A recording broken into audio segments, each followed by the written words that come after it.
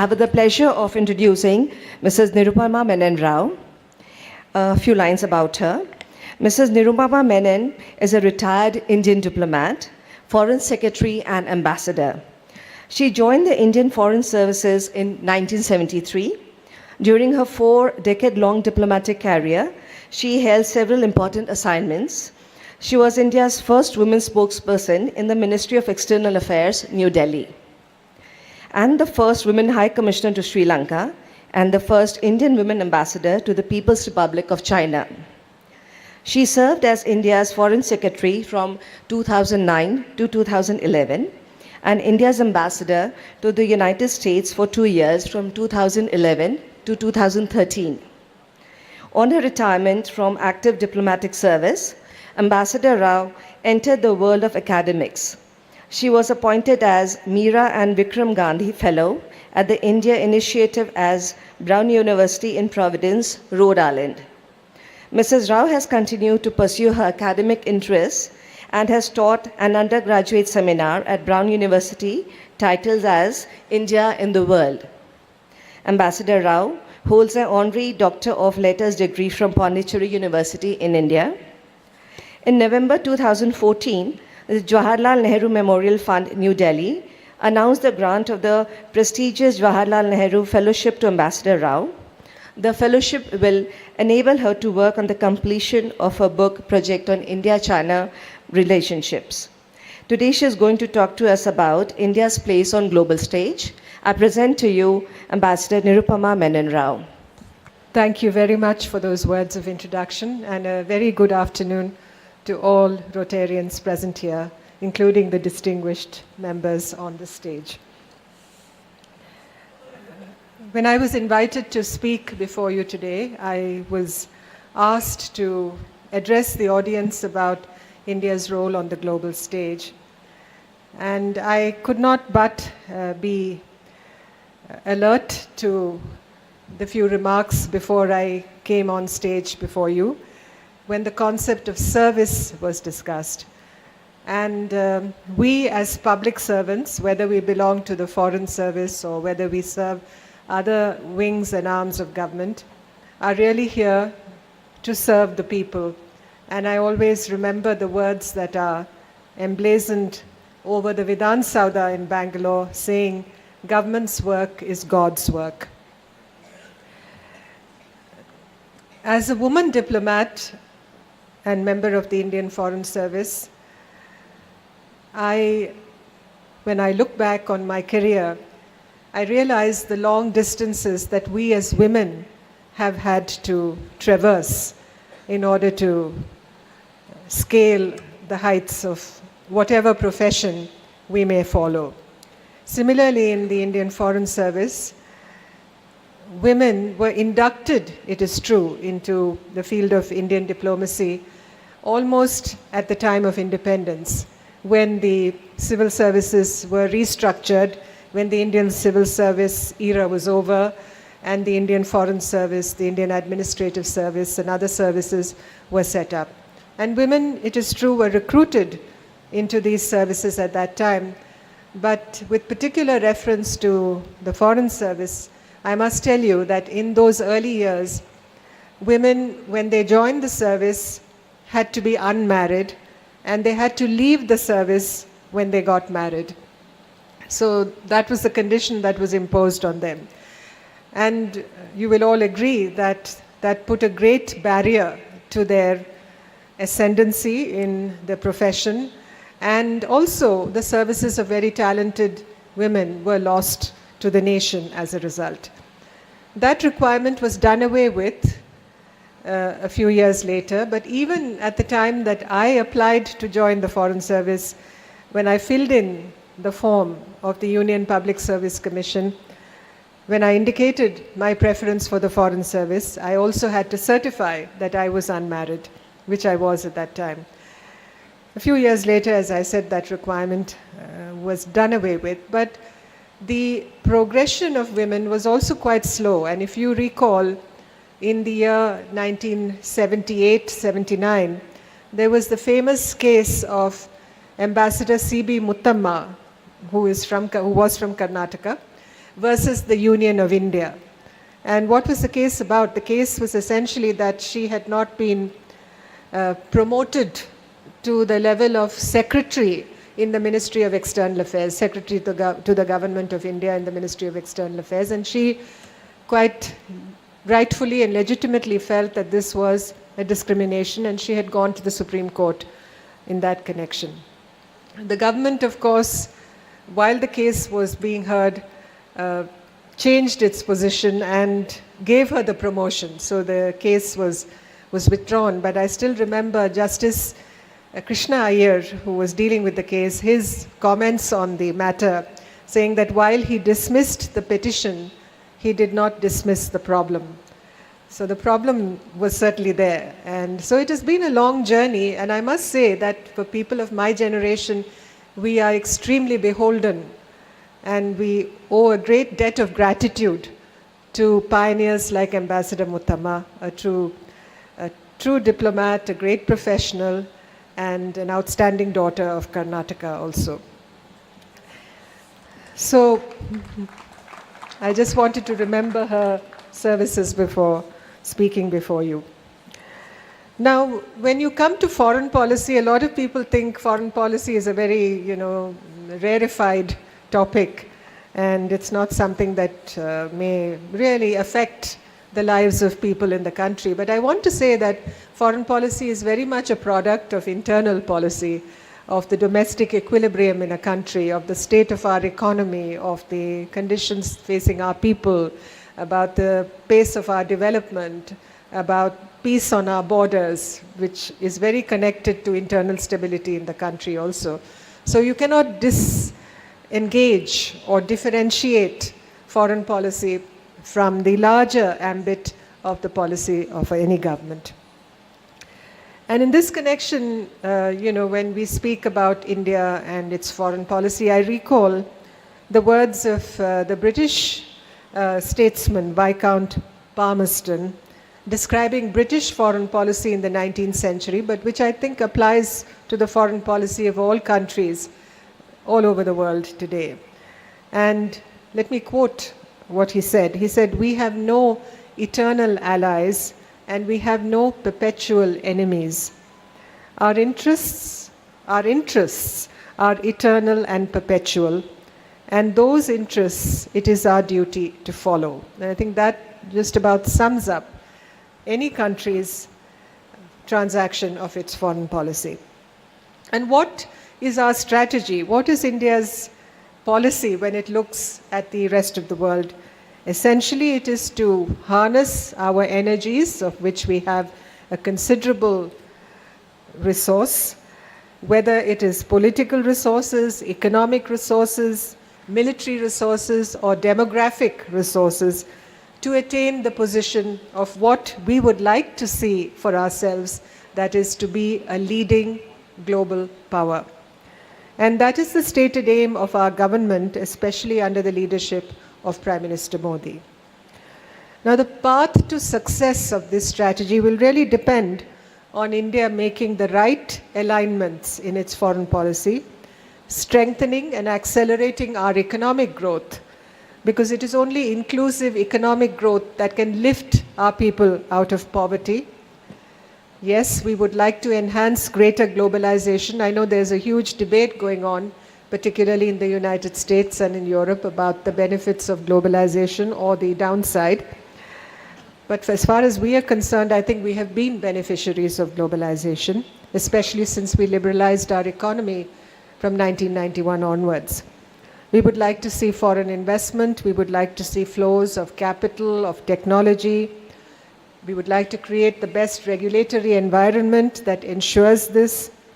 And on the security front, we would like to sharpen our counter-terrorism and military capability so as to ensure a no-tolerance approach to our security, our homeland security, and so that we can ensure also the proper defense of our land and sea frontiers.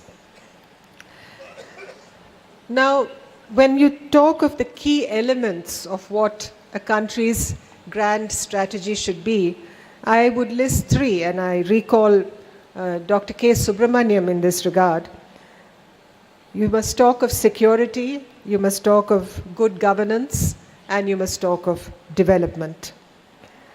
Of course, in the early years after independence, given the situation that we were in, given the state of affairs, given where India found itself as far as the rest of the world was concerned, we adopted a policy of non-alignment to deal with our external security problems.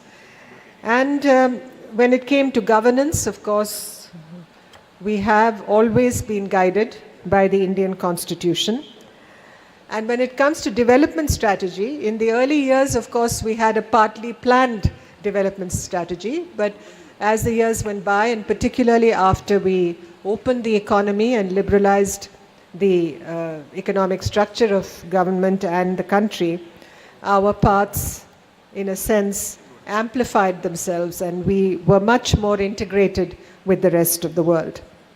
And today, of course, the 21st century world is very different from the world into which India awoke at the time of independence. Today, the distribution of power and wealth in the country has changed vastly. The information technology and transportation revolutions have transformed the way we operate in an increasingly globalized planet. Terrorism has become a threat to national security, especially to democratic societies such as ours. And if you look at the United Nations, which was formed with great hope and aspiration in 1945, the question that we must ask ourselves is, has it been adequate to address the many new global challenges that we face? And the jury is out on that. The debate is open. Now, what are the chances of India succeeding? I believe the chances of India succeeding in meeting her aspirations to be a leading power are considerable and cannot be discounted. But it will involve a lot of nimbleness, agility, and good footwork on our part. Our assets are our political legitimacy as a solid and durable democracy of over 1 billion people, our ability to manage the pluralism of our society, our geographical positioning in the Indian Ocean, our scientific and technological capital, our responsible neighborhood, regional and global policies, and what is important is there is a growing international recognition of our credentials to be a leading global power. And the success of the Indian diaspora across the world, the Pravasi Bharatis, has supplemented the image of a country that cannot be geopolitically contained much longer. So foreign policy then becomes an instrument, a major instrument in the execution of such a strategy. And the leading components that go into constituting our foreign policy are embedded in the terrain of this country, our history, our geography, our national capability, and the leadership provided by a succession of democratically elected governments. Let me speak a few words of our geography. It is unique in terms of the Himalayan mountain fastnesses that separate India from Western and Central Asia. But geography also includes the vast coastline of over 7,000 to 8,000 kilometers of the peninsular India that juts into the Indian Ocean. We live in a tough neighborhood, as you all know, and our cities and our people have been the target of jihadi terrorism. Our differences and conflict-ridden relationship with Pakistan has essentially remained in the same place, as you all know. Nuclear arms are now added to this dangerous mix, with Pakistan and China and India being nuclear weapon states. So we face a kind of dichotomy about our geography. And this is what the American analyst George Tanham said a few decades ago. On the one hand, there is a sense of security created by our geography when you look at the mountains and you look at the ocean around us. But on the other, there is a realization also that geography has failed to keep us secure. Now, at the time of independence in 1947, we inherited an economy that was vastly depleted in terms of its strength and capability. About 2% of the world's GDP in size. When you contrast this with the fact that our country accounted for 24 to 25% of global GDP in 1700, when the British began their colonial expansion. Now, in the last couple of decades, of course, the rate of economic growth has accelerated vastly. And today, our country is the third largest economy in the world in terms of purchasing power parity, after China and the United States. Now, India's aspirations to greatness will depend very much for their realization on the nation's ability to create the right environment conducive for foreign investment and for development, and to lift people who live below the poverty line above it, and of course rise to the challenges and threats to homeland security from terrorism.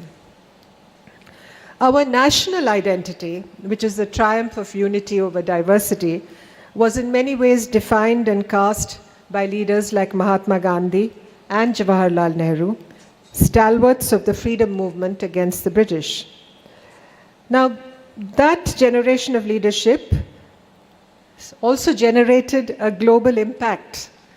You can see that when you read the history of the 20th century. And at the time of our independence, the policy of non-alignment that we followed was perhaps the best course for us to adopt, given the fact that we were a newly emergent nation in a Cold War-dominated world. The struggle of East versus West, Communist Soviet Union versus the democratic United States and its allies.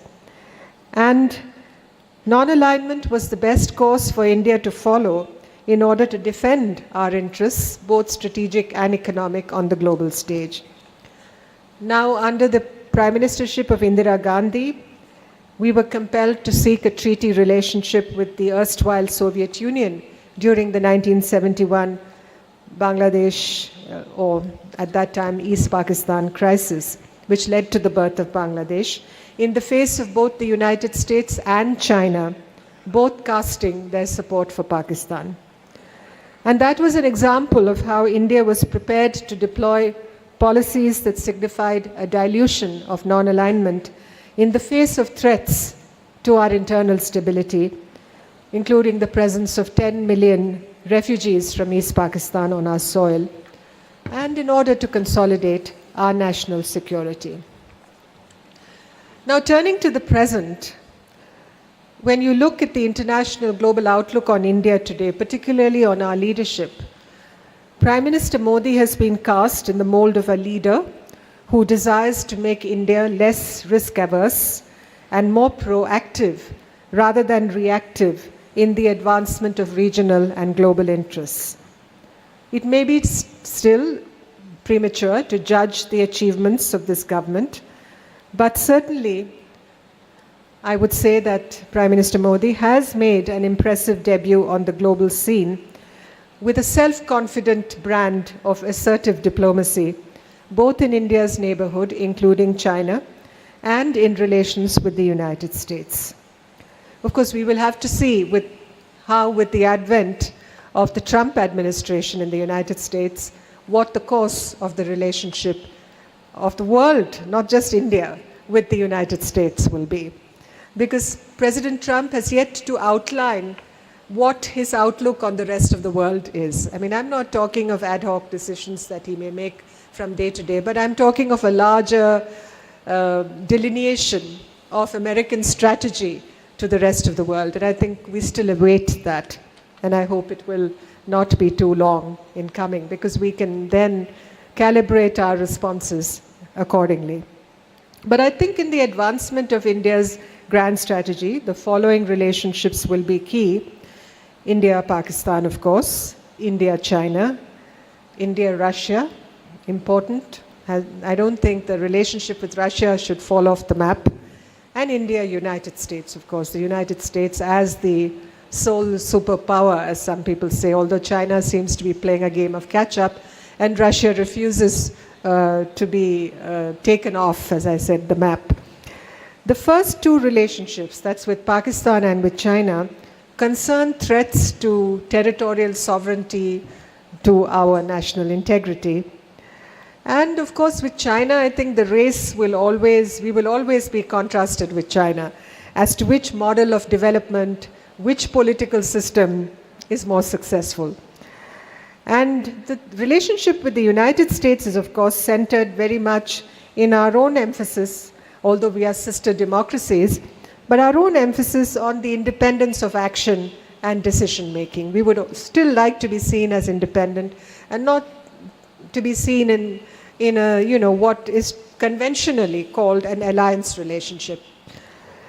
Now, how India negotiates these, if you can call it, this geopolitical quadrilateral, as it were, because if you include Russia also, will determine the trajectory of how we move towards ensuring a greater strategic equilibrium and traction, which is most necessary if we are to achieve the goal of becoming a leading global power.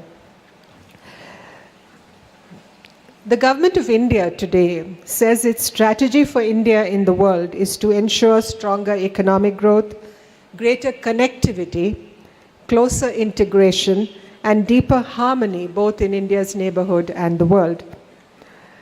It recently used the term shared power as being at the heart of Asia's emerging security architecture. Under the administration of President Obama, certainly, India, together with the United States, India, together with Japan and Australia, had begun to see much more in common with each other in what has come to be termed as the new geography of the Indo-Asia-Pacific oceanic world, because India is also very much a part of the Asia-Pacific. But as I said, the advent of the Trump presidency puts the whole world on notice, and past paradigms and habits of behavior may not exactly apply in these changed circumstances. I'll speak a little more about that in a few minutes. I'd like to bring in a reference here to Kautilya. All of you know Kautilya, Chanakya. He was the shrewd and strategically oriented chief minister of Maurya. He classified the determinants of status in international society as power on the one hand and happiness on the other. Now, power is translated as meaning strength, the power of leadership, and the decisions that we take in this context, the state of the economy, and the military, of course, and the ability to deploy national strength for national aims. Happiness is translated as that which is attained by the effective and wise use of power, righteousness, and internal stability. Kautilya also outlined a checkerboard design of foreign relations and diplomacy through a series of concentric circles drawn around a kingdom or empire and centering on what he called the Vijigishu, or ambitious king or leader. This design was termed a mandala, and its proposition was based on the principle that one's neighbor is one's enemy and the neighbor's neighbor is a friend. So this design creates a political geometry of states, circles of states, each close to the other but not aligned, with friendship and enmity determined by position. In this design, there are no opposing blocks of states, but a loose configuration of converging interests and non-converging ones. This perhaps explains, to my view, the network of international relations veering beyond unipolarity. I'm talking of a post a hyperpower US superpower world, beyond bipolarity, not just two superpowers, but towards multi-centrism, multi-centers of power. And this could be the geography of a 21st century architecture of global power, influence, and interaction. And this is where India has to find its place. I think some of you perhaps would like to ask me questions after this, my remarks, but let us not lose sight of the fact that we are an Asian country, and this is where our future, our destiny lies. Long ago, Nehru called India the pivot of Asia. And our position, if you look at the map, certainly buttresses that reality. And in many ways, India is an omnidirectional country. We conjoin the East and the West. And the East and the West, as somebody said, are the two famous twins of history, really. They are conjoined, and they are conjoined in India, which faces both the East and the West, and we should not forget that. Today we live in a world that is very much defined by rigid borders. But many of you, especially those of you who live in South India, will remember that before the Second World War, for instance, there was no boundary between, no distinct boundary at least, between India and Southeast Asia. It was at that time that the Japanese invasion of Asia stopped at the eastern land boundaries of India, and a Southeast Asia command was set up in Kandy in Sri Lanka under Lord Mountbatten. But this was an unbounded space. If you look at a century prior to this, this was an unbounded space where there was movement of people, trade and commerce. Look at the history of the Chettiar community of South India, of spiritual thought, culture, ideas, linking India through the Bay of Bengal to Burma, old Malaya, and Singapore. And I would recommend to all of you this wonderful book that has been written about this called Crossing the Bay of Bengal by the scholar and professor Sunil Amrit of Harvard University, who recently won the Infosys Prize and was here in Bangalore to receive it. So the connection, this Bay of Bengal that today we just see as, our eastern sea, as it were, this was which connected us to Southeast Asia. This is what made India a Southeast Asian country as much as it is a South Asian country. And that I think we should not lose sight of. I think, after independence, we tended to be so absorbed with our internal dynamic that, in a sense, we tended to forget these connections. And I think when the government of India talks of an Act East policy today, it is essentially trying to revive this entrepreneurial spirit, these economic and trade connections, this cultural and spiritual relationship that we had. Look at the flow of how ideas went out from India, civilizational ideas. You only have to go to Cambodia and Thailand and parts of Malaysia and even Vietnam to see the impact of Indian civilizational heritage. So there was no clash of civilizations here. The world is too absorbed today with a clash of civilizations, and India has stood for much, much beyond that. It has always stood for a confluence and a convergence of ideas and thoughts and civilizational concepts. So what I'd like to emphasize once again is that we live in an age of collapsing distances and the growing inability of hitherto impregnable frontiers, whether it's our Himalaya mountains or whether it's the ocean around us, to withstand the impact of regional conflict, refugee flows. Look at what has happened to Europe. Look at the millions of refugees that have flown into Europe and have essentially, I think, threatened the very concept of European unity today. And look at what has happened with Brexit and with, what is the future of the European Union? We don't know.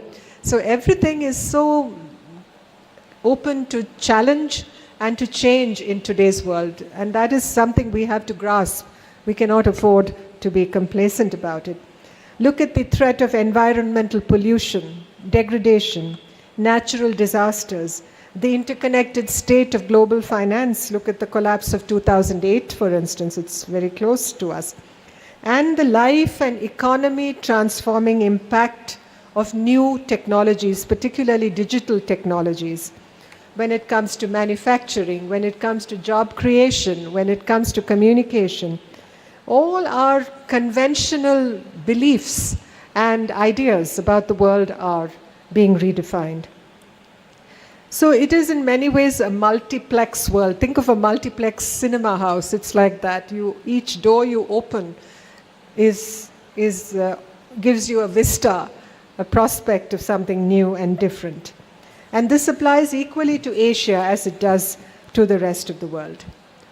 Before I close, I'd like to just say a few words about the rise of China, because it is so very close to us as a neighbor. We have a difficult relationship with it, of course. And today the world talks about the re-emergence, not the emergence, but the re-emergence of China and India. And we have been witness in our own lives to the trajectory of China's rise as a leading power and in the global arena.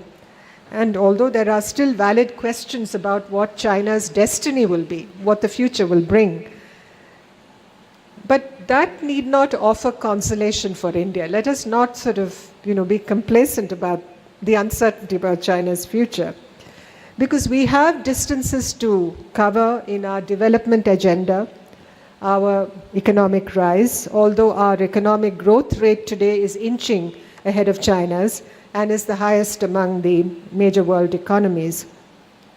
But it would seem that China has moved with greater alacrity than India in many fields. And I also would like to include in this its integration in the Asia-Pacific economic world. So when Prime Minister Modi speaks of India trying to pursue a flexible geometry in its cooperation initiatives in Asia, I think he has hit the right note. India has integrated in different ways and in different speeds with our neighbors in South Asia, with ASEAN, with Singapore, with Japan, and with South Korea. But there are challenges there, and we have to address them with reason and with strategic vision.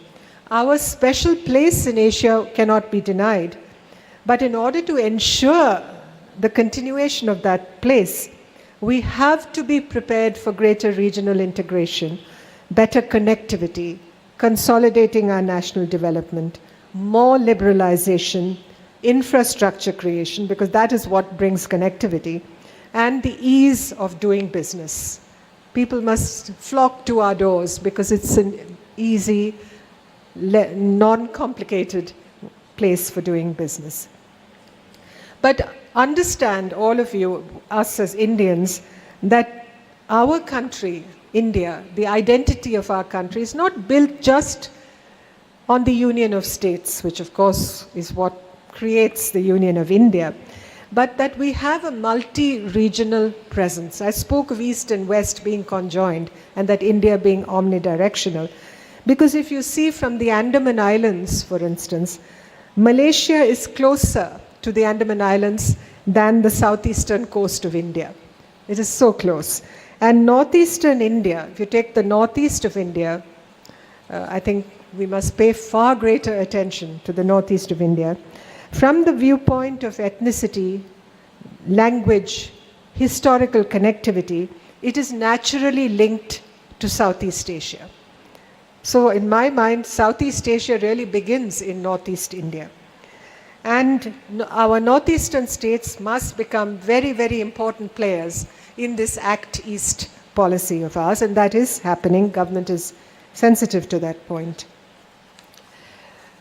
I think there is a lot that we can do with our Southeast Asian and East Asian countries, fellow Asian countries, in the field of security, defense, counter-terrorism collaboration, better trade, investment, innovation, and technology flows. With President Trump throwing out the Trans-Pacific partnership, the field is now open, the arena is open for India, China, Japan, South Korea, and other countries to move with greater speed on the regional cooperative economic partnership, the RCEP, which was built or suggested or conceived as a kind of an alternative. It may not exactly replicate the Trans-Pacific Partnership. In fact, it's quite different. But I think Asian countries can show the way, can show the example of how we can work together on trade and economic integration. So the challenges that we face with China, this competition, I call it competitive coexistence. There are many problems. The border problem will take much more time to resolve. But there's been a modus vivendi in this relationship over the last few decades. The border between the two countries has been quiet, although you hear about transgressions from time to time. But not a single shot has been fired on that frontier since 1975, and that's 42 years, almost 42 years now. And there's no reason why we should not maintain that modus vivendi, even as we recognize that there are complexities in this relationship, that there will be tensions from time to time, that there will be differences, there will be competition. We're essentially running a race with China in many fields, but that we have to understand that a certain internal and external balance is required if we have to progress, if we have to become a leading power, if we have to lift people out of poverty, if we have to ensure that our economic rate of growth accelerates. All this, we have so many priorities to address, and war or conflict should be the last of them, should be the least of them, in my view. I don't think we can reject globalization. It has brought a lot of benefits for India, and India has traditionally been connected with the rest of the world. We never turned our back to the rest of the world. And we are not like America, separated from the rest of the world by huge stretches of ocean, with Canada to the north and Mexico to the south. We live in a very different world. So we cannot really graft that experience to ours and say, no more globalization for us. We are going to protect our frontiers from trade and investment, and jobs are going away. To my mind, I think the more open India is to the rest of the world, it'll be much more receptive to new ideas, new concepts, new technologies, so important for our progress and for the flow of capital. And I think that approach, that policy, that strategy has not done India harm. We have benefited from it since 1991, and I think we should stay the course. There are, obviously, when you look at the road ahead, we have to think about globalization, we have to think about technology, we have to think about security and counterterrorism, we have to think about relations with our neighbors particularly. So it's an undefined future in many ways, and more undefined and more uncertain because of what we see happening in the United States today, which has the potential to affect each and every one of us. As I said, complacency should be the last thing on our minds now. And for us as Asians, and I begin and end there, we are an Asian country. And I think the prospects for peace and progress in the region are ensured by a focus on interlocking patterns of cooperation, particularly because we are an Indian Ocean country. Countries like our relationships with countries like Japan, with Australia, with Vietnam, and with our near neighbors. I mean, the relationship with Pakistan, of course, is fraught with so many complications. But we have our other South Asian neighbors, and we must intensify sub-regional patterns of cooperation, whether it's in trade or connectivity or movement of people or people-to-people relations. There is so much benefits to be drawn from that, and likewise our connectivities with Southeast Asia. Whether China can be integrated into this process is a riddle, is a conundrum that the rest of the world faces, and particularly we as Asian countries will face. But we have to address that challenge collectively. We have to address that challenge. We cannot, think that just by not looking at it, it will go away. So our vision of the Indo-Asia Pacific should be built on looking at this space as a space of cooperation, unhindered commerce, freedom of passage, maritime security, and sustainable development. And I think it's only through that sort of flexible geometry that Prime Minister Modi spoke of that we can develop what some call a shaping capacity, that ability, that capacity to shape events around us, to influence other countries, and to be a force for peace and for development in our region, because that really is in our national interest, and that is really what I said in the beginning. Our interests are eternal and perpetual. Thank you. We would like to take this opportunity to confer award from the Rotary on serving humanity, and we request you to kindly accept this. Can you put the chair? Respected Madam, it's an understatement to say that you have honored us, the Rotarians of Rotary District 3190, by accepting this honor from us.